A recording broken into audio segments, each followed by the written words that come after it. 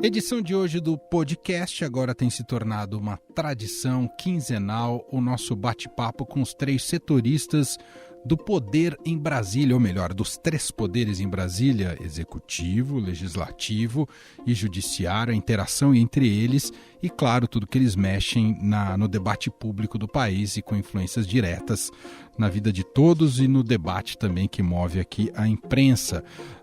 Eu estava fora aí no último encontro, mas agora estou de volta e feliz de conversar com Jussara Soares, que já está com a gente diretamente de Brasília. É importante a gente dizer, está todo mundo no seu isolamento social. Jussara, tudo bem com você? Como vai? Tudo bem, Manuel. Que bom que você está de volta. E vamos bater um papinho, contar um pouco aqui das novidades de Brasília.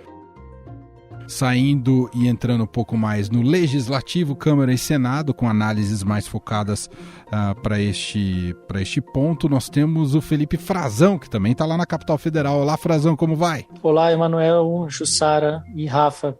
Bem-vindos de volta, Emanuel. Fez falta aqui. E quem acompanha o Judiciário, o Supremo Tribunal Federal, é o Rafael Moraes Moura, também lá em Brasília, e fala com a gente. Olá, Rafa, como vai? Olá, Supremo de recesso, mas sempre dando notícias. E que bom que a nossa família do podcast está completa agora com o seu retorno. Vários temas quentes aqui para debatermos com os três: Jussara, Frazão, Rafael Moraes Moura. E a gente vai começar justamente com uma apuração exclusiva aqui para este podcast, para essa edição do podcast, que foi empreendida aí pela Jussara Soares, sobre a agenda do presidente Jair Bolsonaro, que está no Nordeste. E quando eu vejo as fotos, Jussara, e vídeos do presidente Jair Bolsonaro nessas suas visitas, me dá uma sensação que parece que a gente está em campanha eleitoral. É isso mesmo ou alguma coisa está esquisita na minha cabeça, hein, Jussara? Não estamos oficialmente, mas nós estamos em campanha. O presidente, ele gosta disso, ele gosta da campanha, né? Mas daqui vem a nossa força, daqui vem aquilo que nós precisamos para continuar buscando o caminho certo para o nosso Brasil. E quando nós vemos e sentimos a felicidade de um povo, quando chega água naquela região, isso amolece os nossos corações. Na próxima semana estão previstas, é importante dizer que são viagens previstas. É importante dizer também que essas viagens, essa sequência de viagens que o presidente deve começar a fazer, agora elas sempre devem ter principalmente dois ministros. São os ministros Rogério Marinho, do Desenvolvimento Regional, e o Tarcísio de Freitas, da Infraestrutura, que são dois ministros que têm entregas, que têm obra acontecendo, tem ponte de um lado, tem o Minha Casa Minha Vida, tem no Nordeste, que é o foco bastante do desenvolvimento regional, tem uma série de ações ali na questão da água, que foi uma bandeira que o presidente falava muito na campanha. Então, esses dois ministros devem rodar muito aí com o presidente. Então, vamos falar um pouquinho aí por onde o presidente deve passar. Ele deve, além de Baixada Santista, já na próxima semana, Baixada Santista e Vale do Ribeira, ele deve ir. Ainda em agosto, ele tem uma outra viagem prevista para o Nordeste, aí é Rio Grande do Norte, que tem ali uma obra, e aí isso, na minha apuração, ainda não definiram exatamente qual é a agenda, mas está prevista a agenda no Rio Grande do Norte. E outras, tem ponte para entregar no Rio Grande do Sul, em Rondônia, tem outras ações também no Maranhão, tem duplicação de estrada também em Santa Catarina, e tem visitas ainda previstas para Amazonas, Pará e Maranhão. Então, ele vai rodar o Brasil. Por que esse tour do presidente? Por que ele vai sair em caravana? Porque a avaliação do próprio presidente, que costuma definir muito diretamente ali com seus assessores, é que é preciso colar a imagem dele com as ações do governo. O presidente, o auxílio emergencial ajudou muito a imagem do presidente nas camadas mais populares. Quando você começa a sua pergunta falando estamos em campanha, estamos em campanha. Bom, dentro dessas estratégias do presidente Jair Bolsonaro, Felipe Frazão, a gente já vem acompanhando há algum tempo também a construção de bases de apoio também no Legislativo, especialmente ali na Câmara dos Deputados, e cedendo cargos ao Centrão, que passou a fazer parte efetivamente do jogo. Porém, a gente tem uma mudança significativa nessa semana, que eu queria entender melhor com você o impacto disso, seja para o próprio presidente, ou seja para o futuro, agora mesmo nas relações ali na Câmara, um Centrão que está se desmantelando, um bloco que está ficando fragmentado. A gente já apontou no Estadão, ao longo desse ano e do ano passado também, que esse bloco nunca deixou de fazer parte do jogo, só que o presidente Bolsonaro quis trazê-lo para dentro do governo e abrir um pouco de espaço para esse bloco, principalmente para uma ala desse bloco, porque, claro, esses partidos do Centrão não têm uma ideologia clara, eles se agrupam, nunca haviam se agrupado formalmente num bloco, de fato, dentro da Câmara, só que esse blocão foi formado encabeçado pelo maior partido, que é o Progressistas, o PP, do Arthur Lira, que é um nome que o presidente Bolsonaro acolheu para que se formasse uma força alternativa ao Rodrigo Maia dentro desse Centrão. Então ele empoderou o Arthur Lira, passou a tratar com ele para criar ali uma força paralela, aquela coisa que os militares entendem, né? Falam muito disso, dividir para conquistar. Então eles dividiram, eles queriam tirar um pouco de poder do Rodrigo Maia e do bloco que o acompanha, para tentar ali trazer um novo nome. E agora eles estão dando troco. Como o bloco existia para a indicação dos membros da CMO, e isso já foi feito, não tinha mais sentido a manutenção do partido neste blocão. Na semana passada, recentemente, a gente já viu a votação do Fundeb, que o governo foi derrotado. Então, tem horas que o Centrão vai se reunir contra o governo por inteiro. Mas é preciso dizer também que, inclusive, o MDB e o DEM, que estão desembarcando, que são dois partidos históricos do Centrão, ao longo de todos os governos, eles têm, seja o governo do PT, de esquerda, seja o governo Michel Temer, o governo Bolsonaro, eles sempre dão ali uma taxa de votação, e não só o DEM e o MDB, mas todos os partidos do chamado Centrão, o Progressistas, o Partido Liberal, o PL, o PSD, esses partidos têm uma taxa de governismo de 90%, Emanuel. Nossa. Então, assim, é muito alta. E ela deve se manter. Não é que esses partidos, o MDB e o DEM, que agora estão sinalizando uma debandada, vão querer se virar contra, se voltar contra o governo. Mas eles estão identificando que havia uma estratégia do Arthur Lira e do PP para que eles perdessem força, e isso vai ter algum reflexo na possível eleição da Câmara dos Deputados do ano que vem. O Arthur Lira quer ser candidato, já tentou ser candidato contra o Rodrigo Maia, achava que já era a hora de ter uma oxigenação ali, de mudar, porque Rodrigo Maia é o nome que estava no comando da Câmara, ali, eleito depois do Eduardo Cunha, né? Quando o Eduardo Cunha saiu, ali foi preso. Então, que era a hora de dar espaço para um outro partido, ainda mais porque o PP é maior que eles. Então, para a gente ver como esse Centrão, na verdade, ele tenta encontrar a melhor maneira de acessar o governo, o Estado, as verbas, os cargos, aquilo tudo. Então é isso que está em jogo, e também o comando da estrutura da Câmara. Isso vai se refletir lá na frente, né, Jussara? Pois é, estava acompanhando você falar, e aí eu acho que tem algumas coisas que dá para ver como o Planalto está lidando com isso, né? Conversando ali, os ministros falando que não querem entrar nessa briga de jeito nenhum, que esse desembarque do DEM e do MDB é uma questão pela presidência da Câmara e que não cabe ao Planalto se meter nisso. Na verdade, o que o Planalto não quer neste momento é ter que escolher ou ter que abandonar o Arthur Lira, né, que é uma influência poderosa na Câmara, e sob o risco de arranjar também um inimigo poderoso, né, porque a influência dele é bastante importante. E é importante lembrar também que essa aproximação com o Centrão, ela se deu com o crescimento, né, com o aumento da crise e o aumento da pressão.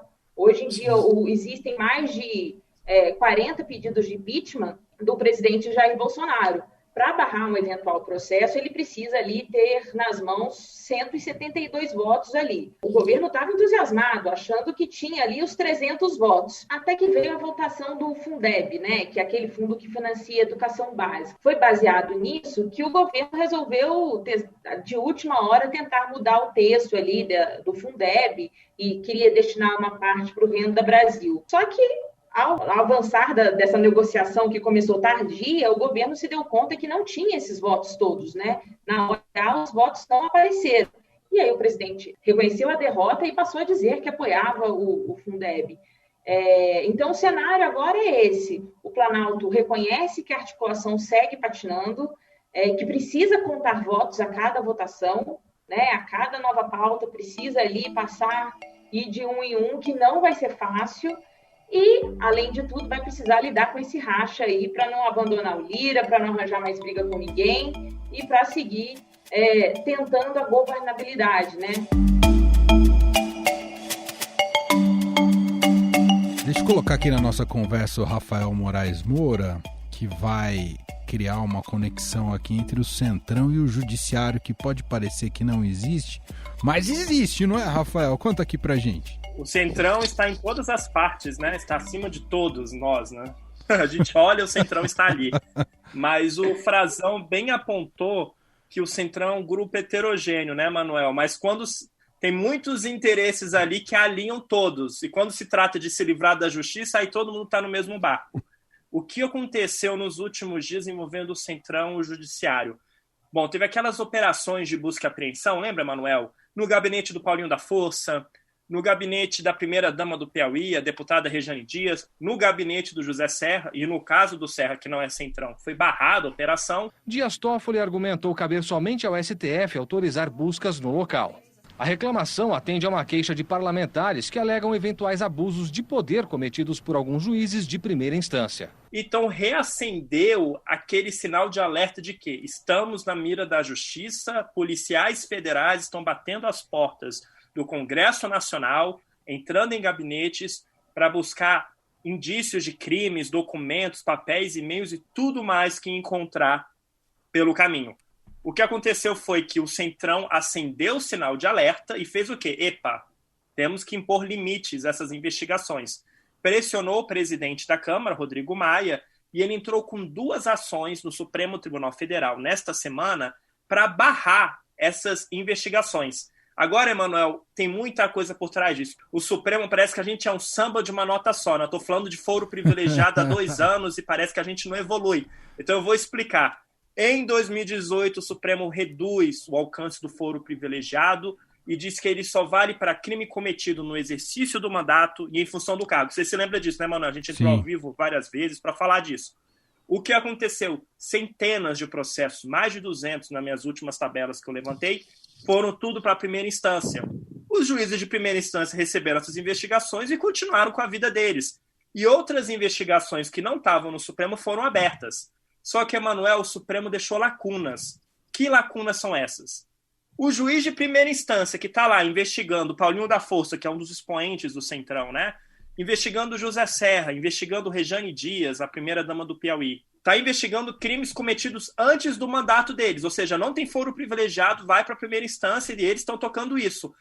Ele pode, esse juiz de primeira instância, decretar busca e apreensão nas dependências do Congresso Nacional? Esse é o nó, Emanuel, que o Supremo vai ter que desatar nesse segundo semestre. Porque o Supremo é uma loteria. O algoritmo, aquele algoritmo sabe o que ele faz, ou às vezes ele não sabe o que ele faz. Dependendo para quem vai o processo, o ministro pode falar, olha, eu não vejo problema do juiz de primeira instância decretar a operação de busca e apreensão. Foi o que decidiu o Marco Aurélio no caso do Paulinho da Força. O Marco Aurélio rejeitou de cara a ação da Câmara dizendo, olha, o juiz de primeira instância pode fazer o que ele quiser, porque esse crime não diz respeito ao mandato atual. No caso do José Serra, o algoritmo, né, no caso, o recesso, o presidente do Supremo, Dias Toffoli, decidiu barrar, porque ele achou que o pedido do juiz de primeira instância envolvia tantas provas, era tão amplo, que podia colocar em risco o exercício do mandato, pegar documentos, computadores e arquivos que dizem respeito ao atual mandato. Então, assim, o foro privilegiado tem várias lacunas, e essa é uma das lacunas que o Supremo vai ter que corrigir neste segundo semestre, que um juiz de primeira instância e de instância inferior pode decretar busca e apreensão nas dependências do Congresso, que é tudo que o Centrão não quer. O que o Centrão e o Rodrigo Maia querem é que só o Supremo possa fazer isso. Agora, Emanuel, Jussara, Frazão, olha isso, olha o elevador, estava no Supremo, desce para a primeira instância, certo? Porque não tem foro e não diz respeito às novas regras, não diz respeito ao atual mandato nem ao exercício do cargo. Vai para a primeira instância. A juiz de primeira instância fala, epa, tenho que fazer uma operação no Congresso. Vai mandar de volta para o Supremo? Fica um passo ou repasse, Manuel? Lembra aquele programa das tortas? É mais ou menos isso. Então, assim, o Supremo vai ter que desatar esse nó até para pacificar, porque ministros de alas diferentes decidem de um jeito ou de outro. E a gente viu o Supremo tão unido nas últimas semanas, por conta dos ataques, dos atos antidemocráticos, né? Votações de placar elástico, só que nesse segundo semestre, Manuel, preparem-se, porque vários assuntos delicados e espinhosos vão ser trazidos, vão ressurgir das cinzas, o foro privilegiado vai voltar à tona, aquelas divisões, aquele grupo pró-Lava Jato, contra Lava Jato, novos embates, preparem a pipoca, porque promete essa segunda temporada. Coitado do ascensorista aí desse elevador do Supremo, hein? Desce, sobe toda hora. Coitado também do setorista do Supremo. Nem me fale. Agora o elevador sobe, desce, e às vezes ele está travado, né? No caso do Serra, que o presidente do Supremo, o Dias Toffoli, suspendeu a investigação, o elevador está parado. Apertou o emergência e está parado, a gente não sabe para onde vai. Eu vou aproveitar a alegoria do elevador, porque parece que a Lava Jato estão querendo mandar ela para o fosso do elevador, para andar nenhum. Esse tem sido um debate que marca essa semana, né, Rafael? E mais um capítulo da briga envolvendo o PGR, o Augusto Aras, e a força-tarefa da Operação Lava Jato. Ele participou de uma live e fez declarações ali bastante contundentes contra o que ele chama de lavajatismo, né? De uma atuação talvez política e muito rigorosa por parte da Lava Jato, num caminho aí de descrédito que a Lava Jato vem somando dia após dia. O que você pode contar para a gente dessa briga e onde ela pode desembocar, hein, Rafa? Pois é, a gente falava tanto que durante o recesso o clima ficou mais ameno, e no Supremo Tribunal Federal, no Palácio do Planalto, né, Jussara? Aí quando a gente olha para a PGR, é chamas, explosão, tiro, porrada e bomba para tudo que é lado. Basicamente, Manuel, o que está em jogo é o quê? O modelo atual de força-tarefa. O Augusto Aras nunca escondeu de ninguém que era contra os métodos, abre aspas, personalistas, fecha aspas, da Lava Jato. Então ele nunca foi muito assim amante, fã de primeira viagem de Deltan Dallagnol e Sérgio Moro. A questão, digamos assim, Manuel, é que a gente vê o quê? A Lava Jato está enfraquecida, né? Esvaziada. O Deltan na mira da opinião pública, reclamações no Conselho Nacional do Ministério Público, e o Procurador-Geral da República decidiu entrar no front, está numa cruzada, digamos assim, com a Lava Jato ali no radar. O Augusto Aras diz que não quer frear o combate à corrupção, ele quer um novo modelo de combate à corrupção. Mas a gente sabe que em setembro a gente tem uma data-chave em que ele vai ter que decidir se renova ou não o mandato, se a gente pode falar assim, né, a permanência dos procuradores na força-tarefa. Ou seja, em setembro ele vai ter que decidir se renova ou não esse grupo, que é um grupo de dedicação exclusiva, um grupo que cuida de Lava Jato. E o Aras já disse que esses tipos de trabalho, de ter um grupo que só cuida de uma coisa, ele é contra. Ele falou até em gastos de viagens, de diárias, de quase 3 milhões de reais, não apenas da Lava Jato em Curitiba, mas de outras forças-tarefas em torno do país. E abriu até um edital, Emanuel, na última sexta-feira, abrindo a possibilidade dos membros do Ministério Público Federal venham, querem ajudar com a Lava Jato, venham participar dessa família e ajudar. Então, assim, ele está justamente o que é em choque com esse modelo atual de força-tarefa, esse personalismo, digamos assim, do Deltan Dallagnol. E o tom que ele utilizou na live, na semana, chocou muita gente, porque ele fala das caixas pretas da Lava Jato, que é hora de acabar com esse lavajatismo. Todo o Ministério Público Federal, no seu sistema único, tem 40 terabytes. Curitiba tem 350 terabytes e 38 mil pessoas lá com seus dados depositados. Eu não sei nem o que é terabytes e 350, mas é muita coisa, né, que a gente pode imaginar. E dizem que tem 38 mil pessoas lá com seus dados depositados. Qual é o pano de fundo? Uma guerra de narrativa. De um lado, o pessoal da Lava Jato diz, estão querendo frear os mecanismos de combate à corrupção, e do outro, o grupo do Procurador-Geral da República, Augusto Aras, dizendo, epa lá, não, tem excessos, abusos sendo cometidos. A Lava Jato nunca esteve tão enfraquecida e ameaçada quanto agora.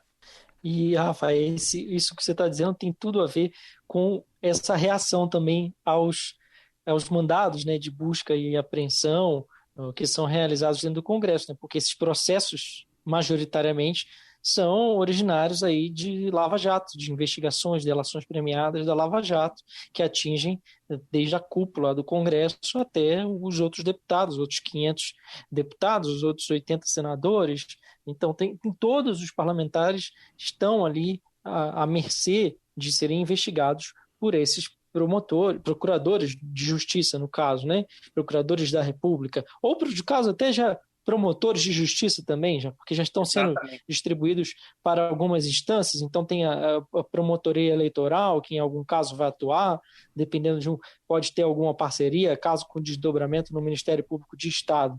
Mas, enfim, são processos que vão, de uma certa maneira, atingir esse grupo político que está vendo muito satisfeito essa colocação, essa forma de se colocar bastante política do Procurador-Geral da República, né? Todo esse discurso dele é um discurso pouco técnico, vamos dizer assim, de como o Ministério Público Federal, o Ministério Público da União como um todo deve atuar, e muito mais político, né? E Emanuel, o Frazão, o Jussara, eu até queria também fazer um pequeno ponto. No meio de tudo isso, o que a gente tem? A gente tem o Toffoli e o presidente da Câmara defendendo uma quarentena para juízes, né, concorrerem em eleições. A gente sabe muito bem o que é isso. É uma tentativa de você o quê? Escantear Sérgio Moro das urnas, que é tudo que o Palácio do Planalto quer, né, Jussara? O Planalto não admite, obviamente, o público jamais vai admitir isso. Essa quarentena, embora ainda não se sabe se, por acaso aprovada, o presidente da Câmara, Rodrigo Maia, demonstrou ali favorável a uma quarentena,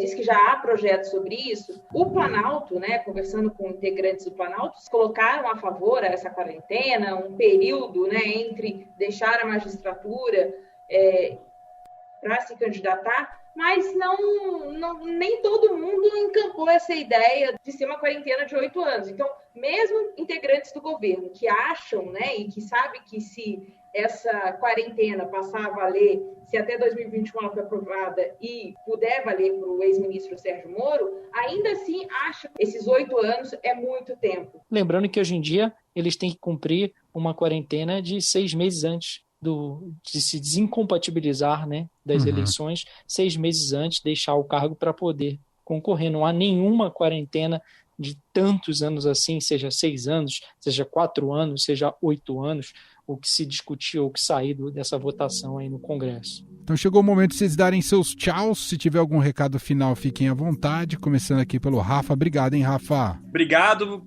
Sempre um prazer participar. Posso quebrar um protocolo, Emanuel? Eu queria recomendar para as pessoas vejam o seriado chamado Ozark, na Netflix, indicado a vários Emmys, sobre crime, lealdade, família, tudo de bom. Vale a pena assistir. Boa. Dica aí do Rafa, que eu sei que é um cinéfilo. Jussara Soares, obrigado, viu? Obrigada. Muito legal estar aqui com vocês. Encontrar os meus amigos, pelo menos pela internet, porque tem uns 5 meses que eu não encontro pessoalmente. Muito bom estar aqui com vocês. Você percebeu que o Frazão já tá com um aspecto, digamos, né, dos homens lá nos primórdios, quando não existia tesoura e nem maquininha de cortar o cabelo. Obrigado, viu, Frazão? Valeu. Não sei se esse Ozark aí é assim tão antigo, né, da Idade da Pedra, mas um abraço a todos. Estadão Notícias desta sexta-feira vai ficando por aqui. Teve apresentação minha, Emanuel Bonfim, produção de Gustavo Lopes e montagem de Moacir Biasi. Diretor de jornalismo do Grupo Estado é João Fábio Caminuto. Quer conversar com a gente? Nosso e-mail é podcast@estadão.com. Um abraço para você e hoje tem novo podcast, ou melhor, tem uma nova edição do podcast Na Quarentena neste feed, nesse canal aqui do Estadão Notícias. Então estou de volta às 5 da tarde com a Bárbara Rubira e mais uma edição do Na Quarentena. Então a gente se fala logo mais à tarde. Um abraço para você e até lá! Estadão Notícias.